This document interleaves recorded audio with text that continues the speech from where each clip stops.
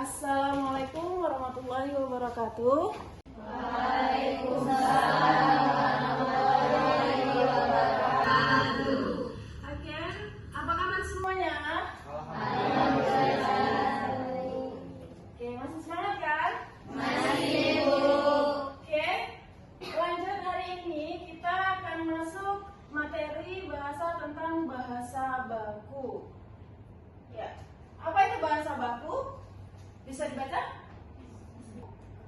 Kata yang digunakan sesuai dengan pedoman Atau kaidah bahasa yang telah ditentukan.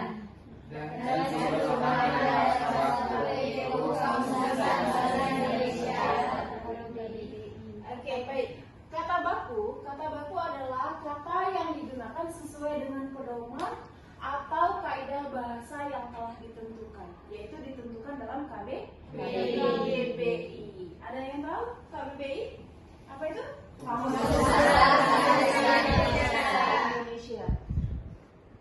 Oke, ciri-ciri bahasa baku. Ciri-ciri bahasa baku itu ada 5. Yang pertama, tidak terpengaruh oleh bahasa daerah.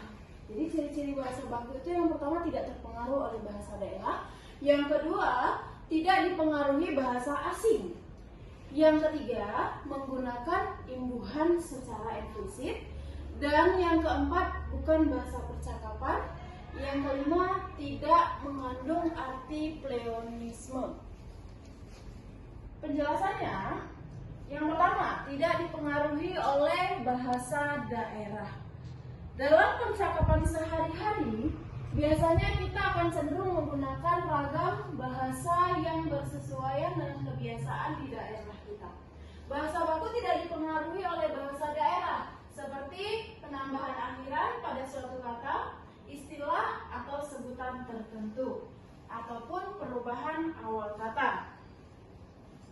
Ya, ini contohnya. Contoh kata baku dan kata tidak baku. Kata bakunya itu bertemu. Kata tidak bakunya ketemu. Sering kan kita gunakan dalam bahasa sehari-hari ini yang dipengaruhi dengan bahasa daerah. Yang benarnya itu yang bakunya itu bertemu. Ketemu itu tidak baku. Kita lihat di dalam sebuah kalimat. Saya bertemu ayah di rumah. Itu adalah contoh kalimat yang baku. Yang tidak bakunya, saya ketemu ayah di rumah. Jadi dari contoh ini sudah jelas. Oke, ada satu contoh lagi yaitu merasa dengan ngerasa. Jadi ini sering kita gunakan dalam kita berkomunikasi sehari-hari. Terkadang kita sering menggunakan yang tidak baku. Padahal yang baku yang sesuai dengan KBBI itu apa? Merasa. Seperti itu. Jadi ibu merasa bahagia. Tidak bakunya ibu merasa bahagia. Oke, selanjutnya itu tidak dipengaruhi oleh bahasa asing. Ragam bahasa baku tidak dipengaruhi oleh bahasa asing. Jika terdapat pengaruh bahasa asing seperti penambahan kata bantu, pertukaran posisi, perbedaan makna dan sebagainya, maka bahasa tersebut merupakan bahasa tidak baku. Kita langsung masuk ke dalam contoh. Kata bakunya itu salah. Kata tidak bakunya itu adalah salah. Jadi di situ ada penambahan. Seperti itu. Bisa dilihat dalam kalimat Pak Guru mengatakan bahwa jawaban itu salah. Tidak bakunya Pak Guru mengatakan bahwa jawaban itu adalah salah. Di sini sudah jelas? Lanjut, yang ketiga yaitu menggunakan imbuhan secara eksplisit. Ragam bahasa baku menggunakan imbuhan, yaitu awalan, sisipan, dan akhiran secara gamblang sehingga jelas makna dan artinya. Penggunaan imbuhan secara eksplisit menampilkan makna sebenarnya sehingga kalimat tersebut mudah dimengerti. Langsung kita lihat ke contohnya. Ya, contoh kata bakunya bernyanyi. Kata yang tidak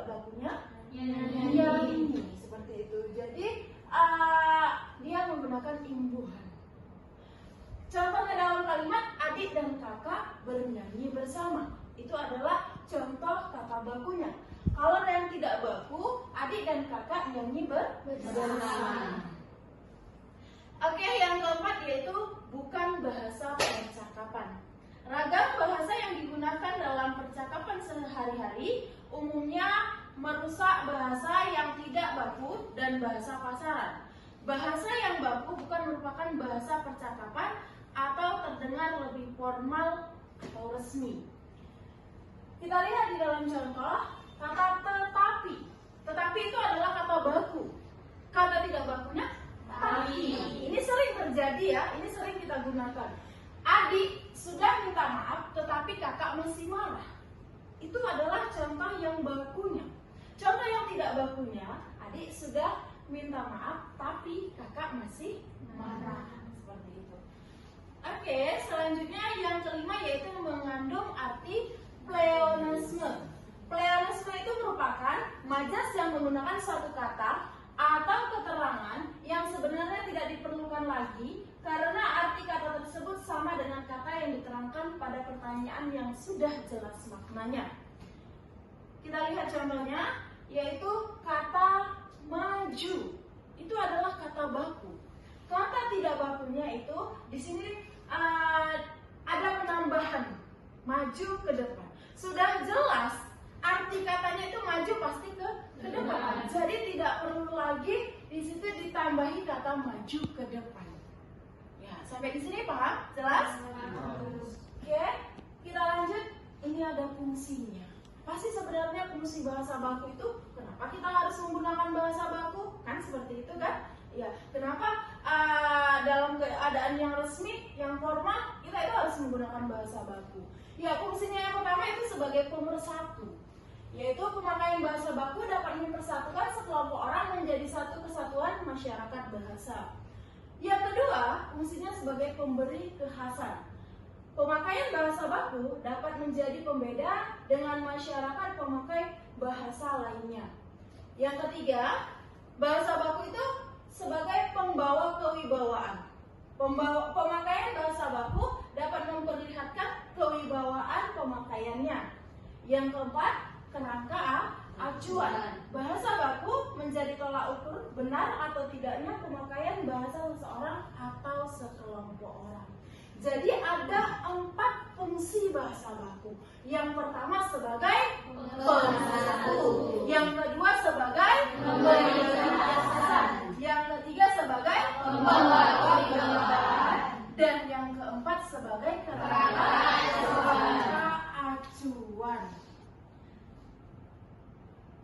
Oke, selanjutnya di sini saya akan minta kalian dari materi yang saya sampaikan tadi, silahkan kalian tulis 3 kata baku, ya, 3 kata baku supaya kita menemukan mana kata yang tidak bakunya. Seperti itu. Masing-masing tulis 3 kata baku dalam post-it-nya ya. Jangan lupa ya, coba.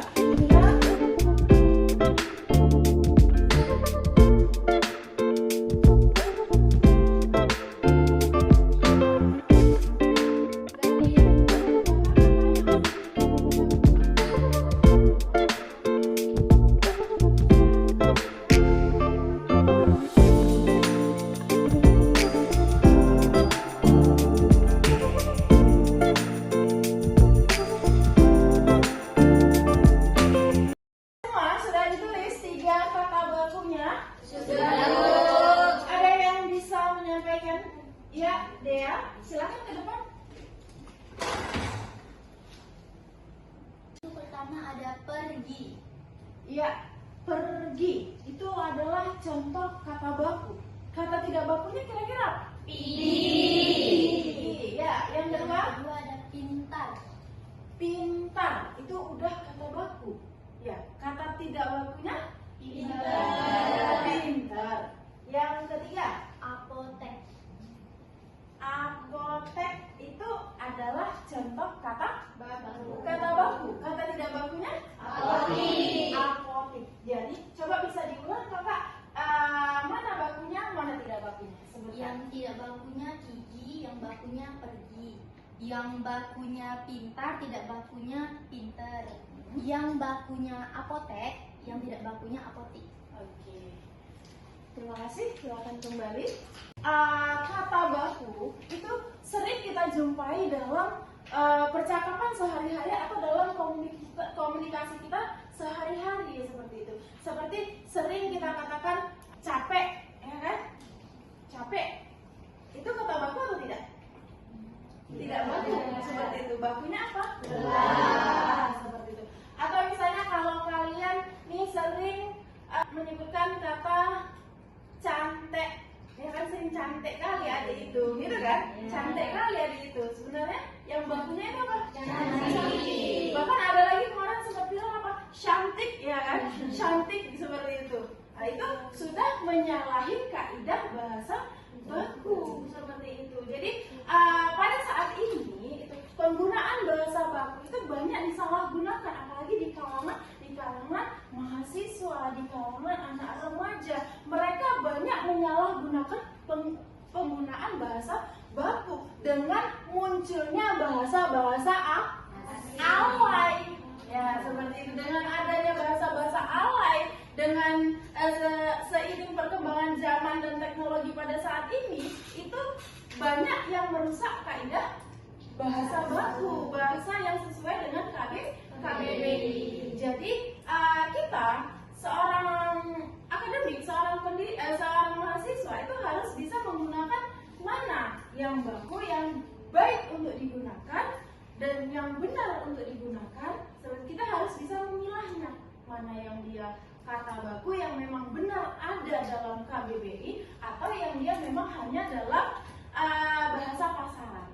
Jadi kesimpulannya, bahasa baku ini atau kata baku ini itu digunakan pada keadaan atau situasi yang resmi, halnya yang formal. Kita menggunakan bahasa baku ini untuk hal yang sifatnya formal, yang sifatnya resmi seperti itu. Kalau hal yang pribadi atau komunikasi dengan antar teman seperti itu tidak masalah, kita tidak menggunakan bahasa baku. Tapi hal yang sifatnya formal seperti rapat, presentasi seperti itu, dalam forum diskusi, forum belajar, kita harus menggunakan kata baku atau bahasa baku.